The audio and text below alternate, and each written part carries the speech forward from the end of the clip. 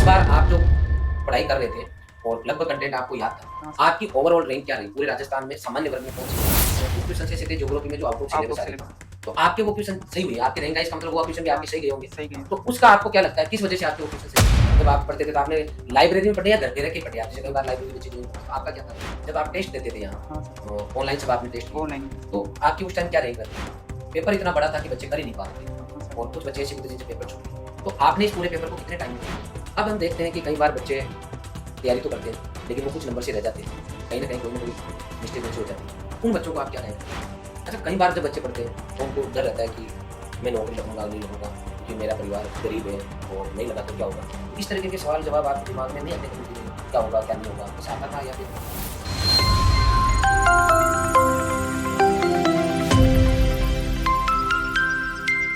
सभी को नमस्कार। रॉयल इंस्टीट्यूट उदयपुर के ऑनलाइन प्लेटफ़ॉर्म पे आप सभी का हार्दिक स्वागत है। जैसा कि आप सभी जानते हैं, मैं लगातार उन बच्चों से आपको मिलाता हूँ, जिनको देखने के बाद में कहीं न कहीं आपको मोटिवेशन मिले। आज मैं आपको मिलाने जा रहा हूँ कृषि पर्यवेक्षक जो आपकी भर्ती है, उसमें पूरे राजस्थान में जो बच्चा टॉपर रहा है, उनसे मैं आपको मिला रहा हूँ। अगर कोई एक सामान्य परिवार का बच्चा पूरे राजस्थान में बहुत अच्छी रैंक लेके आता है और सरकारी नौकरी लगता है, तो कहीं न कहीं बहुत बड़ी बात हो जाती है और हम जैसे सामान्य जो बच्चे हैं, उनको कहीं न कहीं मोटिवेशन मिलता है। तो आज मैं आपको मिलाने जा रहा हूँ हमारी सांवरिया से, जो कि एक सामान्य परिवार से बिलॉन्ग करता है। तो सबसे पहले तो बेटा मैं आपका बहुत-बहुत स्वागत करता हूँ यहाँ पे और धन्यवाद। आपको हार्दिक शुभकामनाएँ देता हूँ कि आप सामान्य परिवार से होने के बावजूद आपने बहुत अच्छी रैंक दी है। सबसे पहले आप अपना इंट्रोडक्शन दें, हमारे दर्शकों को बताएँ कि आप कहाँ से और किस तरह के बैकग्राउंड से हैं? सर मेरा नाम सांवरिया गुजर है, मेरे पिताजी का नाम श्रीमान राम कुमार गुजर है। मैं माधोपुरिया तहसील हिंडोली जिला बूंदी का रहने वाला हूँ। बहुत बढ़िया।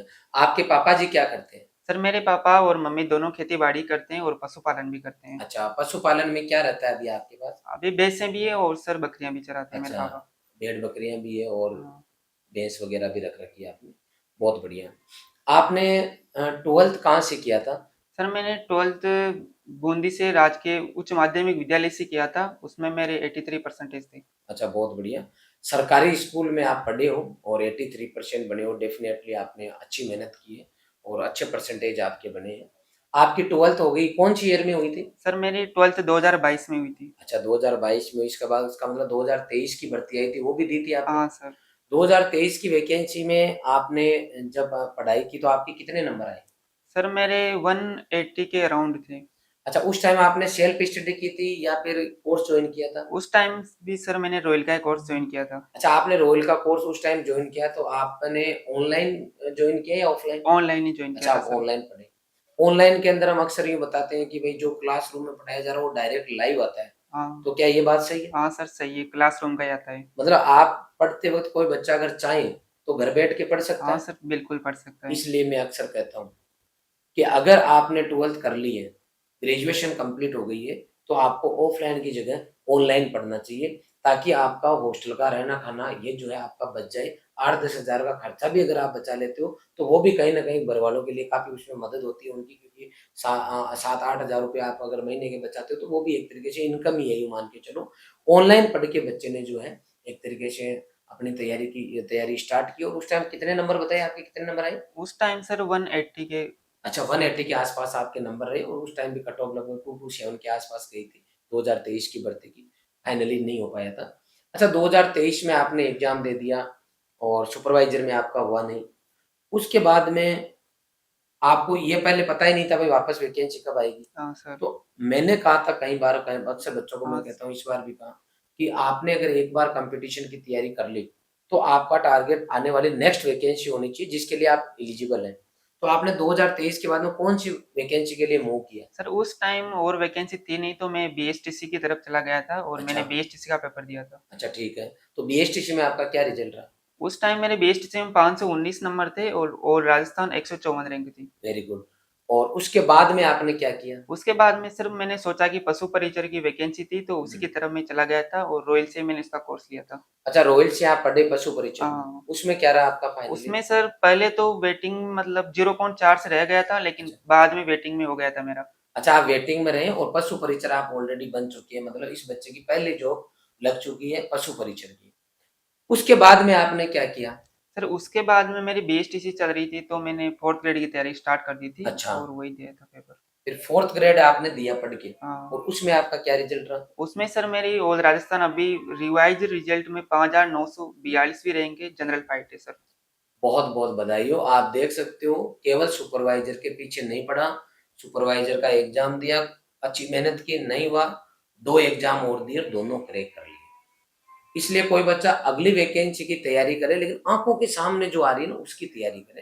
कहीं न कहीं आपको बेनिफिट होगा और आप एक ही चीज़ पे डिपेंडेंट नहीं रहेंगे। आपने ये एग्ज़ाम दे दिया और अभी 2 दिन पहले ही शायद उसका रिज़ल्ट आया हाँ 4th सर, ग्रेड का। 4th ग्रेड का। इसके बाद में आपने वापस सुपरवाइज़र का कब से पढ़ना चालू किया? सुपरवाइज़र का सर जब 4th ग्रेड के एग्ज़ाम हुए थे 21 सितंबर को, उसके बाद में मैंने पढ़ना स्टार्ट किया था। मतलब सितंबर में एग्ज़ाम हो गया, अक्टूबर, नवंबर, दिसंबर, जनवरी, फरवरी, मार्च, अप्रैल, लगभग 7 महीने ये वापस लग गया कि मुझे एन के एन प्रकार में सुपरवाइज़र बनना और तैयारी चालू कर दी।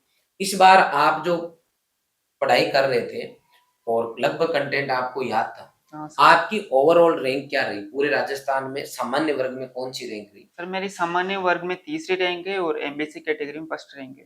पूरे राजस्थान में सामान्य वर्ग में तीसरी रैंक है और एमबीसी में फर्स्ट रैंक है। आपकी फर्स्ट रैंक आ गई, तो इस बार देखा होगा कि जो बच्चे डब्ल्यूओ की तैयारी कर रहे हैं, हाँ सर। उनको ज़्यादा बेनिफिट हुआ हाँ सर।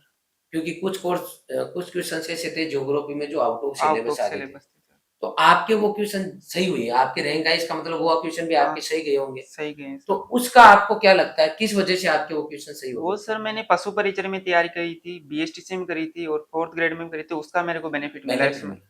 अच्छा आप मुझे बताएँ कि जब जैसे आपकी रैंक आई हाँ। तो रिजल्ट सबसे पहले किसी और ने बताया या आपने खुद नहीं ने सर, देखा? मैंने खुद नहीं देखा खुद था। ने देखा। हाँ। तो आपको क्या फीलिंग थी? आपको लग रहा था कि आपका सिलेक्शन ही होगा या रैंक के हिसाब से आपको लगता था कि आप रैंक निकाल दोगे? नहीं सर, मेरे को पहले ही पता था टॉप 10 की, मैं बोलता भी था कि टॉप 10 रैंक आएगी मेरी।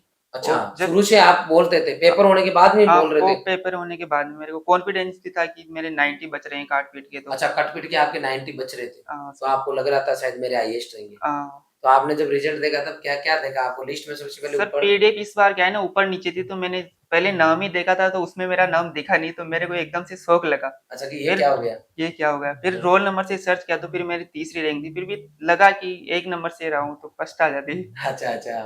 मतलब आपने जब मेहनत की तो आपने दिमाग में ठान लिया था कि फर्स्ट रैंक लाऊँगा फर्स्ट रैंक और लेके आ भी आऊँगा, जाएगी। आ भी तो जाएगी। आपको ये कब से दिमाग में आया कि मैं फर्स्ट ला सकता हूँ? सर मैंने पिछली बार तैयारी की थी सुपरवाइजर की, तो मैंने बहुत सारा मैटर पढ़ने की सोची। उसी अच्छा, वजह से रोयल का भी कंटेंट में सही से याद नहीं कर पाया अच्छा। और आरबीएससी भी सही से नहीं पढ़ पाया। मतलब आपने रोयल का कंटेंट पढ़ा, हाँ, साथ में 2-4 बुक और ले आए और लिया है सर और मैंने। सबको थोड़ा-थोड़ा पढ़ते गए, हाँ, तो सब खिचड़ी हो गई। खिचड़ी हो गई सर। तो इस बार आपने जो कंटेंट पढ़ा वो केवल रोयल का जो मैटर था उसी पे आपने विश्वास किया, उसी को आपने कंठस्थ किया। उसी को किया सर। अच्छा आपने पढ़ा फिर आपने जब आप पढ़ते थे तो आपने लाइब्रेरी में पढ़े या घर पे रह के पढ़े आप? जैसे कई बार लाइब्रेरी बच्चे जॉइन करते हैं, तो आपका क्या था सर शेड्यूल? लाइब्रेरी ज़रूरी है मेरे हिसाब से। अच्छा, घर पर डिस मतलब डिस्टर्बेंस होता ही है। हाँ सर। अच्छा, आप लाइब्रेरी में जाते हैं तो मैंने देखा है कई बार बच्चे लाइब्रेरी में जाते हैं, कुछ गेम खेलते हैं, कुछ एक तरीके से जोड़ी बन जाते हैं। तो लाइब्रेरी में बच्चे जो पढ़ते हैं वो क्या सब पढ़ते ही हैं फिर वास्तव में कुछ बच्चे टाइम निकाल लेते ही हैं? सर करते हैं लाइब्रेरी में टाइम पास होता है, सभी नहीं पढ़ पाते और सभी पढ़ते भी नहीं है। अच्छा, और आपके हिसाब से अगर लाइब्रेरी में बैठ के पढ़े, ढंग से पढ़े, तो टॉप भी कर सकता कर है। सकते हैं सर। आपका लाइब्रेरी में सुबह कब जाते थे? शाम को लगभग किस टाइम वापस आ मैं जाते सर हैं? सुबह लगभग 8 बजे के समथिंग लाइब्रेरी चला जाता था और दिन में 1 घंटा घर पर आता था, चाय-वाय रेस्ट करके वापस चला जाता था और शाम को 7-8 बजे वापस घर पर आता था। अच्छा, बहुत बढ़िया। तो आप दिन में सब्जेक्ट पढ़ते तो फिर उसके बाद रात में भी थोड़ा बहुत पढ़ते हाँ या उस सर, टाइम कुछ नहीं रात पढ़ते? में मैं जीके पढ़ता था, दिन में सब्जेक्ट और हिंदी पढ़ता था। अच्छा, आपकी जैसे फर्स्ट रैंक नहीं आई, थर्ड रैंक आई हाँ, जनरल, हाँ सर। तो आपको आपको लगता है कौन-सी आपसे गलती हो गई कि मैं थोड़ा-सा और ध्यान देता तो फर्स्ट रैंक आती ही आती? सर ज्योग्राफी के 1-2 क्वेश्चन थे उसमें मैंने गलती कर दी थी। एक तो साबरमती नदी वाला और अच्छा, एक जनसंख्या वाला, उसको सही से नहीं पढ़ पाया इसलिए वो गलत हो गए दोनों क्वेश्चन। नहीं तो आपको 100% आप हाँ फर्स्ट सर, आ जाते। उस टाइम में लगा था कि ये गलती अपने को ले डूबेगी और अच्छा, शायद अच्छा। वो फर्स्ट रैंक से दूर ले गई। अच्छा, चलो कोई बात नहीं।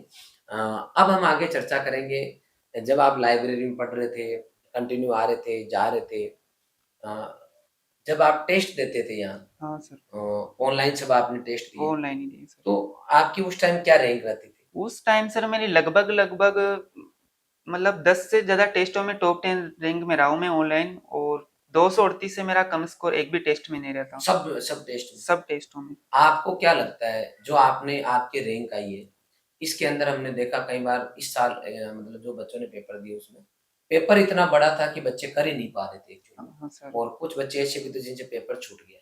तो आपने इस पूरे पेपर को कितने टाइम में कर लिया था? मैंने सर ये पूरा पेपर 1.5 घंटे में ही कर लिया था, और शायद मैं अपने रूम में सबसे पहले भी किया था, और मतलब मैम वगैरह भी देख रहे थे कि इसने इतना जल्दी कैसे कर लिया। अच्छा, अच्छा। मैम ने देखा होगा ये खाली भर्ती में शामिल होने आया है, सिलेक्शन हाँ, वाला नहीं है, नहीं है, शायद करके बैठ सोचा होगा उन्होंने। गया। तो अच्छा मुझे आप ये बताएँ कि आप ये क्रेडिट किसको दोगे कि आपने कम टाइम में पेपर कर ये लिया? सर रॉयल की टेस्ट सीरीज को, क्योंकि रॉयल की टेस्ट सीरीज में आधे घंटे और 50 मिनट के बीच में दे देता था हर एक टेस्ट मैंने, अच्छा, तो उसी से स्पीड बढ़नी सर मेरी। उससे उससे आपकी स्पीड बढ़ी। हाँ मतलब सर। रॉयल का पेपर आप आधे घंटे में पूरा 120 थोड़ी हाँ कर लेते। सॉरी 100 क्वेश्चन थोड़ी हाँ कर सर, लेते। आधे घंटे मतलब 31 मिनट भी किए मैंने, 2-4 पेपर, और लगभग 1-2 पेपर मैंने 50 मिनट तक भी गए। मतलब आप जब भी पेपर देते हैं रॉयल का तब भी आप टाइम का ध्यान रखते हैं कि मैं फास्ट करूँ? हाँ, पास्ट करूँ सर, और अच्छा, मैं अच्छा। एक बार में जितना दे सकता हूँ अपना 100% वो दे देता था, 2 बार पेपर को नहीं देखता था, क्योंकि अच्छा, उससे गलतियां ज्यादा होती है। अच्छा। फंडामेंटली बिल्कुल क्लियर है कि भाई वास्तव में मुझे किस क्वेश्चन को करना है, किसको छोड़ना है, करना तो करना ही है। Very good. बहुत अच्छा आपने जवाब दिए और बहुत अच्छे से आपने अपनी स्ट्रेटजी को अपनाया है और उसी का नतीजा है कि आपने टॉप किया है। अब हम देखते हैं कि कई बार बच्चे तैयारी तो करते हैं, लेकिन वो कुछ नंबर से रह जाते हैं। हाँ सर। कहीं न कोई मिस्टेक उनसे हो जाती है। उन बच्चों को आप क्या गाइड करना चाहोगे? सर उन बच्चों के लिए कि आप एक मैटर पढ़ो, और अगर आरबीएससी की देख सको, क्योंकि सरकारी किताबों से भी ज्यादा क्वेश्चन आ रहे हैं, जी, जी। लेकिन आप एक ही मैटर पर जरा ध्यान दो। एक ही संस्थान को चुनो और उस पे हाँ, विश्वास करके और कंटिन्यू पढ़ो। कंटिन्यू करो, और बहुत बढ़िया। जितनी ज्यादा उसके उतने टेस्ट दो। टेस्ट तो देना ही है। हाँ अच्छा एक बार। पेपर होने के बाद में पेपर एनालिसिस करके आप ऐसे मंथन करते थे, हाँ ये सर। मेरी वो कमजोरियाँ क्या है वास्तव में? हाँ मतलब जो भी क्वेश्चन मेरे गलत होते थे, मैं देखता था ये गलत कैसा हो, या तो मेरे को या आ नहीं रहा था, मैंने जबरदस्ती इसको अटेम्प्ट किया, या फिर ये मुझसे गलती हुई इस क्वेश्चन में। अच्छा बहुत बढ़िया। अच्छा कई बच्चे ऐसे मिस्टेक कर देते हैं कि वो पढ़ रहे हैं, सब कुछ कर रहे हैं, लेकिन पेपर एनालिसिस नहीं करते और फाइनली वो होशियार होने के बावजूद भी रह जाते हैं। अब क्योंकि कहीं न कहीं रिजल्ट के अंदर टीचर्स का बहुत बड़ा रोल होता है। हाँ सर। यहाँ आपके 7 सब्जेक्ट थे agronomy, horticulture, animal, art and culture, history, geography और हिंदी। हिंदी सर। रॉयल के 7 फैकल्टीज से आप पढ़े हो। हाँ सर। तो टीचर्स के लिए क्या कहना चाहोगे जो भी नया बच्चा जो जुड़ना चाहता है संस्थान से या जिसका सपना है कि मैं पढ़ूं लेकिन अच्छे टीचर मुझे मिले, तो रॉयल की फैकल्टी के बारे में आप क्या कहना सर चाहोगे? रॉयल की फैकल्टी बेस्ट है, यहाँ एग्रोनॉमी भवानी सर पढ़ाते हैं, और अंशुमन सर भी पढ़ाते हैं, हॉर्टिकल्चर सोनू सर पढ़ाते हैं, animal husbandry Priyanka Priyanka ma'am ma'am और और दिलीप सर दिलीप सर पढ़ाते हैं, पढ़ाते हिंदी राकेश चौबीसा सर पढ़ाते हैं, और जीकेबी सर रविंद्र सर और हैं। योगेश नवादा सर सर भी, मैं। योगेश सर हिस्ट्री पढ़ा हाँ, रहे हैं। बहुत बढ़िया। तो सभी टीचर अच्छा पढ़ाते हैं। सभी टीचर अच्छा पढ़ाते हैं। मैं सभी जो हमारे पेरेंट्स या बच्चे जो देख रहे हैं उनको बताना चाहूंगा कि ये वो इंस्टीट्यूट है जहाँ पर 24 घंटे का मैनेजमेंट है और टीचर्स के साथ में कभी भी कोई कॉम्प्रोमाइज नहीं किया जाता। सभी फैकल्टीज हमारी बहुत अच्छा पढ़ाती है, लेकिन इतना जरूर है कि हमारे पढ़ाने के बाद में जो बच्चा वापस उन चीजों को रिविजन करता है वही बच्चा नौकरी पाता है। आप हमने पढ़ा दिया और आपने फिर रजिस्टर बंद कर दिया, उस बच्चे का कभी नंबर नहीं आता। तो मेरे को लगता है 24 घंटे में लगभग 12 घंटे के आसपास आपको स्टडी में देना चाहिए हाँ सर। अगर आप पढ़ाई कर रहे हो। अच्छा कई बार जब बच्चे पढ़ते हैं तो उनको डर रहता है कि मैं नौकरी लगूंगा नहीं लगूंगा क्योंकि मेरा परिवार गरीब है और नहीं लगा तो क्या होगा। तो इस तरीके के सवाल जवाब आपके दिमाग में नहीं आते कभी कि भाई क्या होगा क्या नहीं होगा, ऐसा आता था या फिर आप इस सिचुएशन को कैसे हैंडल करते थे? सर आता तो था, लेकिन मैं मतलब उस सवालों को ना सोच के, मतलब मेरे को क्या कर सकता हूँ, मैं इस सिचुएशन से कैसे बाहर निकल बहुत सकता बढ़िया, हूँ। बहुत अच्छी बात बोली आपने कि गरीब है हम और उसी को रिवाइजन करेंगे गरीबी का ही, तो कुछ नहीं मिलने वाला। हम इस सिचुएशन में हैं और यहाँ से बेटर क्या कर सकते हैं उसमें अपने को दिमाग लगाना। अभी ये बच्चा आपका राजस्थान टॉप करके बैठे, बहुत बढ़िया। अब लास्ट में ऐसे बच्चे भी हैं और ऐसे पेरेंट्स भी हैं जो ये जानना चाहता है कि आपकी सरकारी नौकरी लग गई, आप इससे खुश हैं या फिर आप यहाँ से कोई बड़ी प्लानिंग करके चल रहे हैं। सर मेरी मतलब पहले भी जॉब लगी है 4th ग्रेड में पशु परिचर में, लेकिन अच्छा अब सुपरवाइजर में लगी है, तो मैं सोच रहा हूँ आरएस की तरफ जाऊंगा और मैं अपना बेस्ट दूंगा उसमें। अच्छा, आप आरएस की तैयारी हाँ करके सर। आप अपना बेस्ट देना चाहते हो। मैं बाकी बच्चों को भी यही कहना चाहूंगा कि यदि आपको कुछ भी करना है और आपको कोई छोटी मोटी कहीं पर भी जॉब लग गई हो तो आपको रुकना नहीं चाहिए, आपको प्रयास करना चाहिए, कंटिन्यू मेहनत करनी चाहिए। एक पहले वीडियो मैंने बताया, मेरे गांव से एक बच्चा आया जिसका जो एलएसी बन रखा था, हाँ सर। एलएसी बना हुआ बच्चा है, और 3 साल उसने एलएसी की जॉब भी की, वो सरकारी गवर्नमेंट लग गया था, और जॉब करते करते उसने आपकी तरह बीए किया, और बीए करते आरएस का एग्जाम दिया, 102 रैंक। हाँ।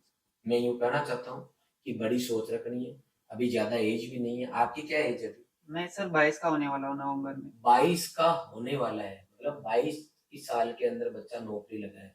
22 की एज में नौकरी लगा है, 22 की एज में ऑल राजस्थान टॉप किया है, ये अपने आप में कितनी बड़ी बात है। लेकिन ये सब कुछ अगर आज के इस पॉडकास्ट का मैं सारांश देखूं तो इस बच्चे की बड़ी सोच, और जब हम ऑफिस में भी और डिस्कस कर रहे थे तो इसका यूं ही कहना था कि सर आपने कहा था कि आपको कोई भी एग्जाम दे रहा आपका नहीं हो रहा तो नेक्स्ट वैकेंसी को आप टारगेट करो, हाथ पे हाथ धर के मत बैठो, प्रयास करो। और प्रयास का नतीजा ये रहा कि इसने 3 नौकरियां लग गई, पशु परिचर भी बन गया, 4th ग्रेड भी लग गया, और आपका ये एग्रीकल्चर सुपरवाइजर भी बन गया। और बाकी सभी बच्चों को मैं ये कहना चाह रहा हूँ कि कोई बच्चा अगर 10 15 20 नंबर से रहा है, इसका मतलब आप सिलेक्टेड ही हो, कुछ ना कुछ आपसे ईश्वर अच्छा कराना चाह रहा, तब आप रुक गए, बाकी रोक लिया गया आपको, यूं मान लो, बाकी आपके लिए और बेटर इंतजार कर रहा है। तो आपको डिप्रेशन में जाने की, टेंशन लेने की कतई जरूरत नहीं है। आपने अच्छी मेहनत की है, कुछ नंबर कम पड़ गए, कारण पता कर लो और वापस नेक्स्ट वैकेंसी के लिए लग जाओ। रॉयल इंस्टीट्यूट उदयपुर के द्वारा डब्ल्यू की बात हो, चाहे एफएसओ की बात हो, चाहे एग्रीकल्चर सुपरवाइजर की बात हो, जितने भी भर्तियां आपकी रही है उनमें हमने हमारा 100% दिया है, और उसी का नतीजा है कि हमने टॉपर्स की लाइन लगाई है। उसी का नतीजा है कि जिन बच्चों ने 2-2 3-3 बार एग्जाम दिया, नहीं हो पाया, कुछ बच्चे ऐसे जिन्होंने फर्स्ट टाइम एग्जाम दिया, कुछ बच्चे ऐसे जो निराश हो गए थे बिल्कुल, वो बच्चे भी यहाँ का कंटेंट पढ़ के मंजिल तक पहुंचे। तो आप अपने घर की परिस्थितियां जो है उनकी तरफ ध्यान नहीं देके आप अपनी तरफ ध्यान दें कि मैं मेरे घर को बेटर कैसे कर सकता हूँ, किस तरीके से मेरा बेस्ट दे सकता हूँ। आप अपना बेस्ट दें, डेफिनेटली आज कोई सी भी नौकरी लगना आसान नहीं है, लेकिन एक बार आप अगर आपकी चाबी हाथ लग गई तो आप कंटिन्यू नौकरी लगोगे। मैंने एक पहले वीडियो बनाया उसमें बताया था कि कई नौकरियां लग गई बच्चे की, अभी सुपरवाइजर भी लग गया। वैसे ही हमारा सांवरिया है बेटा, सांवरिया गुर्जर, जो कि बूंदी का रहने वाला है। मैं इतना ही कहूंगा कि हमारा कोटा जो सेंटर है वहां पर हमारा सियाराम बच्चा 12th पास आउट है, 3rd रैंक लेके आया, वो भी अपने वर्ग के अंदर। कोटा सेंटर से हमारे बहुत बच्चे सिलेक्ट हो रहे हैं ऑफलाइन से, उदयपुर से तो हो ही रहे हैं, हर बार की बात ही। और सबसे बड़ी बात है ऑनलाइन बच्चे भी सैकड़ों की संख्या में बहुत अच्छे नंबर लेके आ रहे हैं। तो आप ऑनलाइन जुड़ सकते हो, ऑफलाइन जुड़ सकते हो। और कोटा सेंटर पे हमारा नया बैच हम 1 अगस्त से शुरू करेंगे, तो कोई भी बच्चा कोटा सेंटर पे अगर ऑफलाइन जाना चाह रहा है तो वो अपना जो है रजिस्ट्रेशन वहां करवा दे। कोई भी इस पॉडकास्ट को अगर बाद में कभी भी देख रहे हो और आप इस टीम के साथ जुड़ना चाहते हो या आपको और कोई गाइडेंस चाहिए, तो आप इसके कमेंट सेक्शन में जाके कमेंट कर दें, या हमारी जो हेल्पलाइन नंबर है उस पर फोन करके आप जो कुछ इन्फॉर्मेशन चाहते हो उनसे आप जरूर लें। आप हमारे साथ जुड़े, इसके लिए आपका बहुत बहुत आभार। और बेटा आपकी पूरे राजस्थान में 3rd रैंक आई और आपका अगला सपना है आरएस बनने का। मैं रॉयल परिवार उदयपुर की ओर से आपको हार्दिक शुभकामनाएं देता हूँ, और मैं पूरी उम्मीद करूंगा कि आपका और मैं पॉडकास्ट लूं उस टाइम आप आरएस अधिकारी हो। बहुत बहुत बधाई हो, शाबाश, वेरी गुड। धन्यवाद।